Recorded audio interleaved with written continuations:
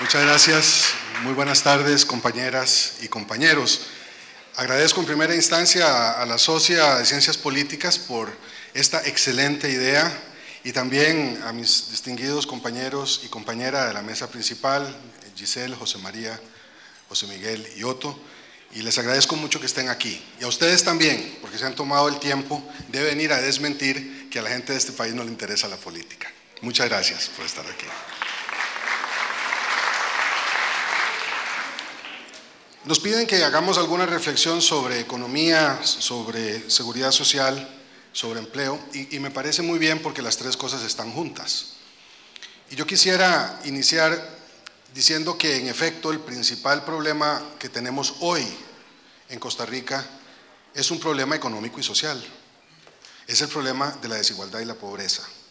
Y toda la acción de gobierno, toda ella, desde las artes hasta la economía en los términos más duros, tiene que estar orientada a ponerle fin a esa pobreza estructural que ronda el 25% de nuestras y nuestros compatriotas, más o menos 1.300.000 personas, que se dice muy fácil, pero es un montón de gente, 350.000 de los cuales viven en pobreza extrema, que se dice muy fácil también. Y como bien señalaba ahora José María, 200.000 de esos pobres son jóvenes que no estudian ni trabajan, la mayoría de los cuales son compañeras, son mujeres. Muchas de ellas jefas de hogar, madres de familia.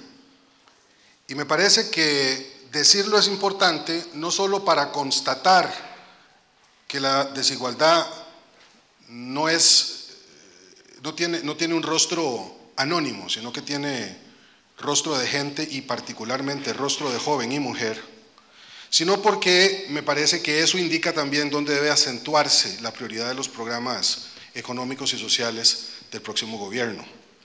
Sobre esa materia yo quisiera hacer algunas reflexiones iniciales para moverme después hacia el tema de la seguridad social. Sin duda, la forma como este país lidió con el problema de la desigualdad y la pobreza, nunca fuimos completamente exitosos, ningún país lo es, fue mediante tres cosas que descubrimos a lo largo de nuestro devenir histórico. La primera cosa la heredamos del siglo XIX y es la que explica que ustedes estén aquí, que nosotros estemos aquí, que es la educación pública de buena calidad. Decían los viejos liberales, no me canso de repetirlo, que había que sembrar escuelas para cosechar repúblicas. Esa es una gran herencia del siglo XIX. Y no solamente la gran reforma educativa de 1869, desde antes, casi 30 años antes, nuestro país contó con escuelas para mujeres, cosa que también es importante recordarla. Esa herencia se traslada a un sistema educativo que merece ser mejorado mucho, pero que ya constituye una base fundamental, que se convierte en un trampolín social que hizo posible que generaciones de este país, muchas de ellas, incluida la de mi familia, mi abuelo nunca fue a la escuela, papá solo fue a la primaria, y yo fui profesor de esta universidad y sigo siéndolo con gran honra en estos momentos, sino que esa experiencia se multiplica por todas partes y le permite a la gente tener un horizonte de prosperidad familiar de mejor calidad, tanto en lo que tiene que ver con la primaria, que ya casi es universal en el país, como lo que tiene que ver con la educación secundaria. Por eso es que el tema, y universitaria, por eso es que el tema de buscarle educación a la gente, y particularmente a los ninis, es tan importante, porque si no la tienen, les estamos quitando un instrumento que demostró en la historia de este país ser un instrumento eficaz. Esa es la primera lección que aprendimos. La segunda que aprendimos fue a mediados del siglo XX. Gracias primero a los socialistas y a los reformistas de los 20, después a la gran reforma social de los 40, en donde el Partido Comunista, la Iglesia Católica y un sector de la burguesía nacional empujaron el desarrollo social, y eso hay que reconocerlo, agradecerlo y recordarlo. Y de ahí sale la gran contribución de la seguridad social, la piedra angular de la paz social de Costa Rica. Por supuesto, el seguro social en lo que toca a servicios médicos, eso es indudable, Para nosotros ese es un punto fundamental que no podemos perder, pero también en lo que toca a las pensiones universales y solidarias, que es una segunda parte de la seguridad social de la cual se habla poco, aunque pesa más en el ánimo de algunos que quieren comérsela, por la cantidad de recursos que conlleva. Esa seguridad de pensiones ha sido básica para garantizarle bienestar a la gente, pero lo va a hacer todavía más en las próximas 2 generaciones. Dentro de 40 años, que es todo el tiempo del mundo para ustedes, pero menos para mí, el país no se va a ver así como lo estamos viendo ahora, un país lleno de jóvenes. En este auditorio va a haber un montón de personas adultas mayores, que son ustedes, pero viejitos y viejitas. Y no se los digo como una amenaza ni como algo ominoso, porque van a ser una generación extraordinaria de personas adultas mayores, educados y educadas, interesados por los problemas del mundo, conectados y conectadas al mundo por las nuevas generaciones de tecnología de la información, pero que van a necesitar a jóvenes de entonces, como ustedes ahora, para que les sostengan en sus años finales, en el crepúsculo de sus vidas. Esa es la sociedad costarricense a la que vamos. Para eso hay que entender entonces la importancia de las pensiones y de reforzar los regímenes de pensiones. Por eso no podemos seguir como estamos, con regímenes que no son rentables. Y también por esa misma razón necesitamos a jóvenes más preparadas y más preparados en las universidades, en las escuelas secundarias, en la educación vocacional. Pero esa piedra angular, que es la seguridad social, está ahí para ser preservada. No todos los países, de hecho muy pocos de los países del mundo tienen esa capacidad y nosotros somos uno de ellos y tenemos que guardarla. Ahora vamos a volver al tema de la seguridad social, pero esa es la segunda contribución. Y la tercera, que surge en el debate también de mediados de siglo y particularmente después de la guerra civil, tiene que ver con el crédito barato para el productor. Tiene que ver con la lógica de ofrecer los recursos, ya se ha dicho aquí también, no estoy repitiendo y tomando cosas que ya dijeron mis predecesores, el crédito para el productor y la productora. La plata que se necesita para que una persona que no tiene recursos, pero tiene imaginación y tiene voluntad, pueda montar una pequeña fábrica, construya un pequeño comercio, y esos recursos los daba la banca nacionalizada, como se llamaba en aquel tiempo, que en realidad lo que tenía de nacionalizados eran los depósitos. Bueno, ese es el camino costarricense. Esas son las 3 cosas que nosotros aprendimos en este tiempo para disminuir la pobreza y para luchar contra la desigualdad. No es que nos hicimos igualiticos, nunca lo fuimos, pero es que logramos administrar la desigualdad de manera tal que no pesara tanto sobre el ánimo de la gente. Hoy, Costa Rica no solamente tiene ese 1.300.000 pobres, más o menos, sino que también es un país crecientemente desigual, lo cual es peor todavía. Un país como Finlandia tiene niveles de ingreso que separan al quintil más bajo del quintil más alto de ingreso 7 veces. En Costa Rica estamos llegando a 20 veces. Eso es un escándalo, eso es inadmisible en una democracia madura, en una democracia responsable, y nosotros tenemos que atacar eso. Y atacándolo con la receta tica. Más y mejor educación pública, más y mejor seguridad social y más y mejor crédito para el productor. ¿Para qué andar inventando más cosas? No es pequeño lo que ha hecho esta sociedad. Entonces, a mí me parece que tenemos que lograr esas 3 condiciones. Y hay recursos para ello, ¿verdad? A diferencia de Otto, a mí ya casi nada me para el pelo, ¿verdad? Por razones obvias.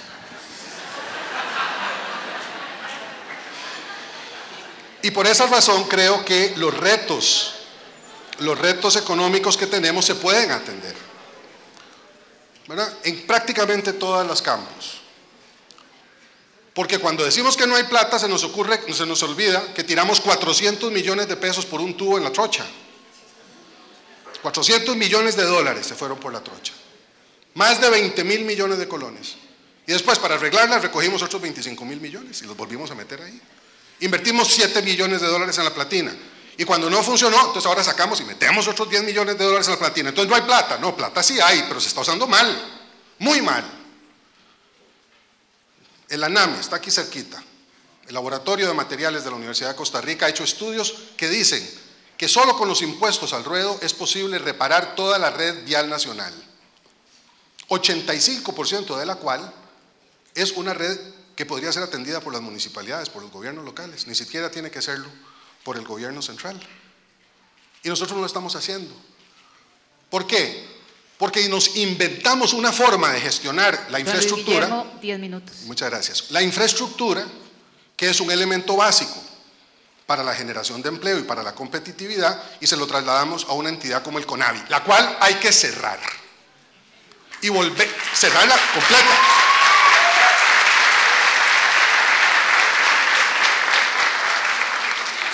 Cerrarla para devolverle al Ministerio de Obras Públicas la condición de ministerio de fomento, que fue así es como se llamó en su momento, de fomento. Un ministerio rector que tenía capacidad de construcción, que tenía una cantidad importante de ingenieras y de ingenieros que hacían posible que esa obra fuera una obra perdurable y de buena calidad. Vean, el otro día estuve en el mercado de San Ramón, recorriéndolo, antes de ser candidato del PAC. Y me estaba contando un productor de plátanos maduros, lo que le significaba a él como productor dar la vuelta 20 kilómetros para venir a vender los plátanos al mismo precio que lo hacía antes cuando venía directamente porque se había caído un puente. Bueno, ese es un ejemplo muy pequeño, pero muy revelador del tipo de problema que tenemos con la infraestructura. Si nosotros queremos generar empleo, el crédito debe servirle al productor para que se vuelva más competitivo, para que tenga recursos para producir mejor, pero también necesita otras cosas como carreteras, como asesoría y como fomento para algunas necesidades de su familia. Por eso es que es tan importante lo que decía don José Miguel respecto de la vivienda. Ese es un tema, por ejemplo, clave en el combate a la pobreza y en la generación de nuevas condiciones de vida.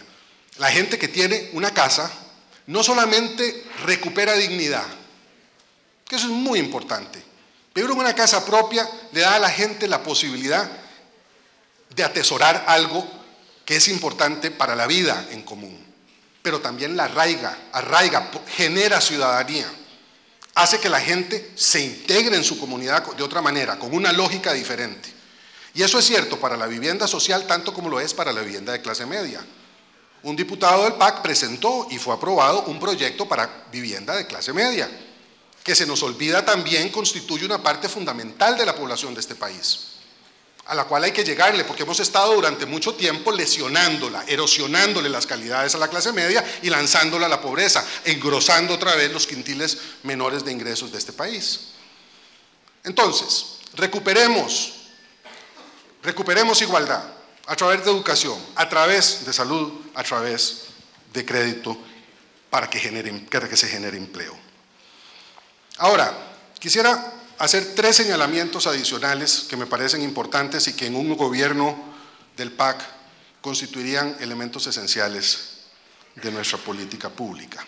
El primero es que este país ya no es un país de regiones iguales. No es cierto que es igual la zona del Caribe que la zona del Pacífico Central.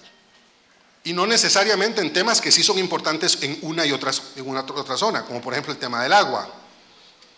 El problema del agua en Cariari es que se la están envenenando a la gente las piñeras. Ese es el problema del agua ahí.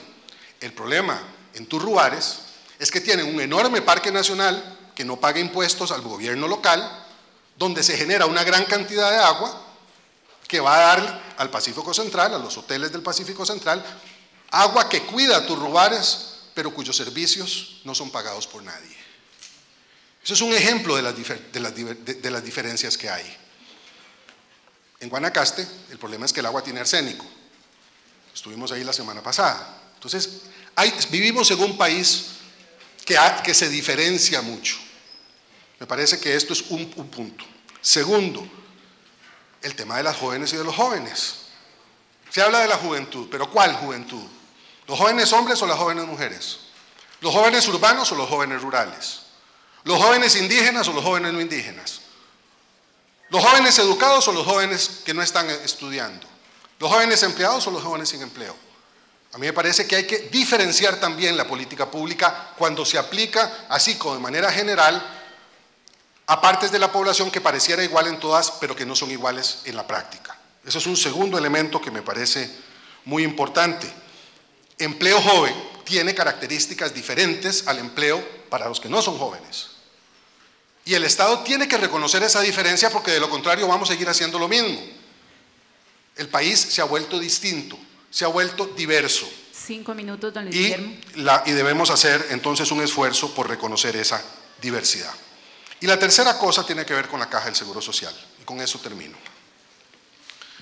La Caja del Seguro Social, ya lo dije, es una institución que garantiza la paz de Costa Rica. De otras cosas podríamos prescindir. Y no quiero prescindir de ellas. Imaginemos a Costa Rica sin el ICE. Una tragedia. Hay que defenderlo, hay que potenciarlo y hay que mejorarlo. Pero uno podría pensar en una Costa Rica sin el ICE. Pensemos en una Costa Rica sin el Consejo de Producción. Queremos rescatarlo, queremos darle nuevamente el financiamiento, queremos que se convierta en un agente comercializador, orientador de la producción, del productor agropecuario. Pero podemos imaginarnos una Costa Rica sin el Consejo Nacional de la Producción, ya casi la tenemos, ¿verdad? Pero podemos imaginarnos una Costa Rica sin la Caja del Seguro Social. Evidentemente eso no es posible, porque esa Costa Rica sería una que no conocemos y no hemos conocido en muchas generaciones ya. Ahora, ante la enormidad del reto de la Caja, uno lo que podría hacer es decir, y nos quedamos chiquiticos, qué tirada, no podemos hacer nada, estamos paralizados. Eso no es cierto. 3 comisiones, una de ellas institucional y 2 externas, constituidas por movimientos sociales, por técnicos, por banqueros, por políticos, han dicho que sí se pueden hacer cosas sin cambiar, proceso muy complicado, la ley constitutiva de la Caja del Seguro Social. ¿Qué se puede hacer? Se puede pagar la morosidad de la Caja, lo señalaba bien José María, totalmente de acuerdo. Se puede centralizar la compra de medicinas en la Caja, economizándole millones de colones a la Caja. Se puede forzar la mano para tener un expediente electrónico que le ponga fin a los biombos y le ponga fin a las filas. Le acaban de ampliar 5 años más para el expediente electrónico, 5 años más. ¿Cuántos teléfonos celulares van a tener ustedes dentro de los próximos 5 años? Probablemente 4 o 5 generaciones de teléfonos. Y nosotros todavía sin expediente electrónico en la Caja. Podríamos volver los ojos, otra vez, como se está haciendo últimamente, al tema de las guardias, de las horas extras y de las disponibilidades médicas, pero no para hacerlo, para maquillar el hueco fiscal que tiene la Caja, como lo están haciendo ahora. Estuve con los doctores en el hospital de Liberia que me decían que los chiquitos de Guanacaste no tienen derecho a enfermarse más que los jueves y los martes, porque el lunes, miércoles y viernes no hay especialistas en el hospital. Y así se puede bajar el déficit fácilmente, ¿verdad? Entonces uno puede imaginar por lo menos 10, 12 cosas que se pueden hacer en 18 meses en la Caja para estabilizar la situación realmente de la institución y después avanzar con las reformas más estructurales que probablemente tomarán bastantes años. Y aquí se han dicho algunas cosas importantes: eliminar las presidencias ejecutivas, volver a gerencia, hay que volver a centralizar muchos de los servicios que al descentralizarse la Caja se volvieron inmanejables. Pero la Caja debe recuperar ese valor y debe también recuperar los EBAIS, no a los EBAIS fuera de la Caja del Seguro Social.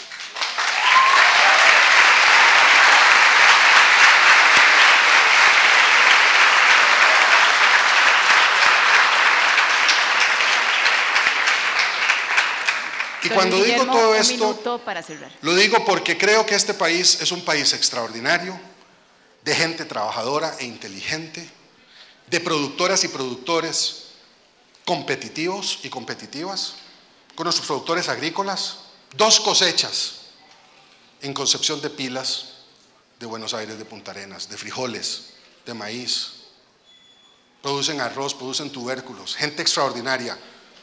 Somos un país que tiene grandes oportunidades, somos un país que puede sacar la tarea y por supuesto debe sacar la tarea. Sí. Y una última nota al pie, no porque no sea importante, sino porque estoy seguro que sobre eso vamos a hablar ahora dentro de un ratico. Claro que sí a la reforma fiscal, por supuesto que sí, la reforma fiscal. Con mejor gasto, sin corrupción y no regresiva, para el bien del país y para el bien de la democracia. Muchas gracias. Muchas gracias, don Elías.